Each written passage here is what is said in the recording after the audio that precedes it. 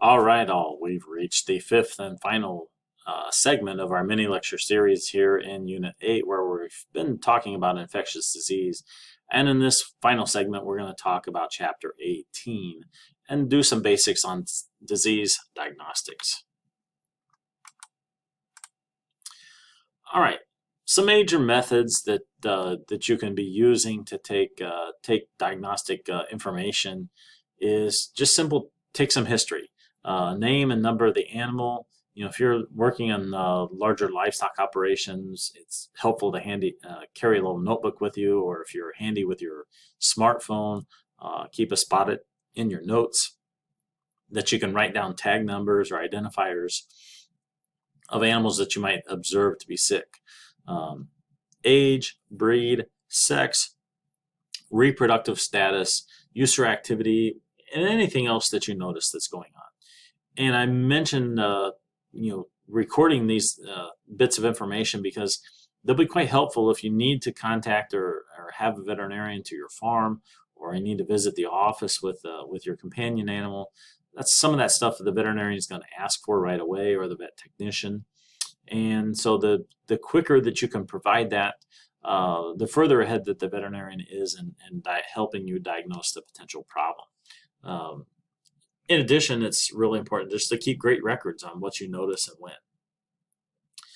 Of course, then the chief complaint that you may have, the reason that the animal is being presented for medical care, if the problem is ongoing, how long it has been happening, and what has happened in the transpiration of the disease, how it's progressed, and then if you've done anything at home in terms of home remedies, because some of that may mask or make the signs or symptoms a little bit more subtle. So if you've already provided some aspirin or some medication or some antibiotic that's just simply not working, it's important to let your veterinarian or professional know that, because that actually affects a little bit the course of treatment or therapy that they may recommend to you. So again, we recommended earlier to understand how to do a physical examination, and veterinarians are going to conduct one just like is going on here in the photo, because you may have more than one system of the body affected. You may only be observing one affected bodily system, but there may be multiple actually in play that you just maybe don't know how to detect. So you have to understand any underlying causes, and probably all organ systems have to be evaluated if we have some kind of problem presenting itself. So when we talk about doing evaluation, it's a problem-oriented approach. And I recommend a lot of information, again, to be provided for your veterinarian, because, you think of their mind as a file cabinet of information. They're going to start to, the more information that you can provide them before they get to the farm or before they encounter your animal at the vet's office, they're going to start to be sifting through the file cabinet in their mind of which diseases they anticipate to have to treat.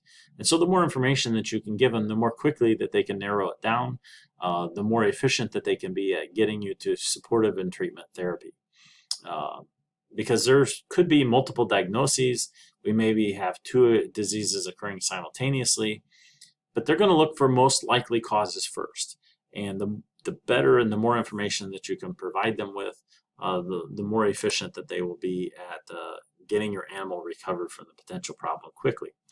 They'll know also what diagnostic tests that they maybe need to employ, whether it's blood, again, that CBC or chem panel, the urinalysis. They would know if they need to do an x-ray or not, if that's necessary, depending upon the information that you provide. Other things that maybe they would have to know to do is a biopsy, whether it's just a needle aspiration where they go in with a needle and poke a spot and withdraw a sample of something that may be problematic within the body, or where they do some kind of surgical biopsy. But providing the information to your veterinarian up front so they know exactly what kind of symptomatic diagnostic procedures that they need to do will help make your vet visit a lot faster and a lot more effective. They'll do potentially some bacterial or fungal culturing maybe some serology, looking for antibodies that are specifically present against an organism, because if they have those, then that suggests exposure. You may have to do some pathology to recognize normal structures and interpret abnormalities. Necropsies or postmortems are, of course, something that you hope to never have to do. But they're important because if you have animals that die for no particular reason, it's important to diagnose and understand what happened to them, because that way you can prevent that, hopefully, from happening to other animals on your operation or other companion animals in your care. So the pathologist can help, can be aided by a complete history of what went on and what therapies were provided. So as they're doing that necropsy or postmortem examination, they really know what tissues to search carefully and then what tests to run afterwards. Additional testing, may be likely to confirm different facts. Sometimes maybe an ultrasound or a complete CT to kind of take pictures of certain areas. This is less common when we talk about major livestock species and large animal, but somewhat common or fairly common when we talk about companion animals. So that's a real brief overview. And I know that this last segment is the shortest of the 5. Keep in mind all of this information that we've talked about here through Unit 8, because we're going to start applying this to different farm animal species and companion animals as we reach kind of the back half of the course here.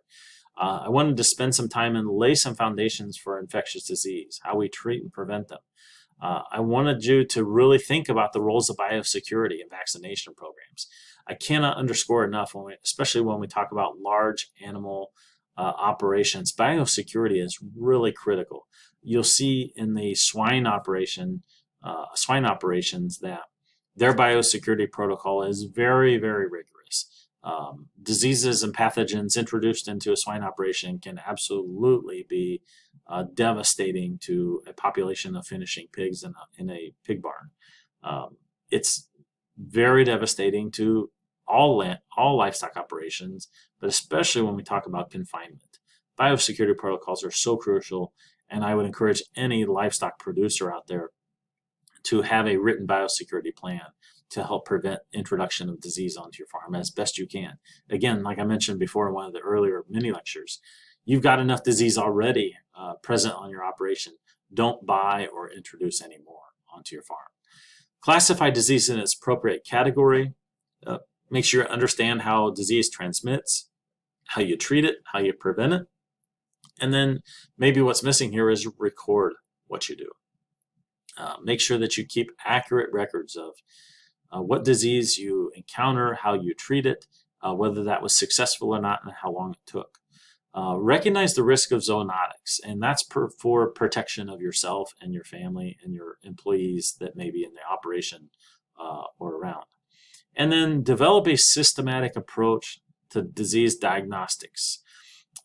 Work very carefully. Have a great relationship with your veterinarian, especially when we talk about large animal species.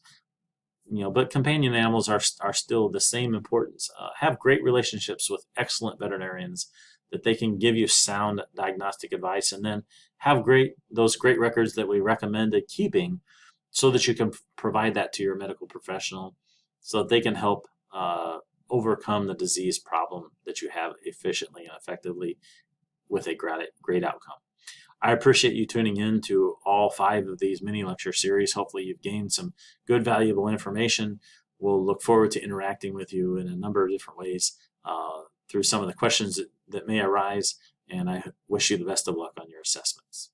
Thanks for tuning in again.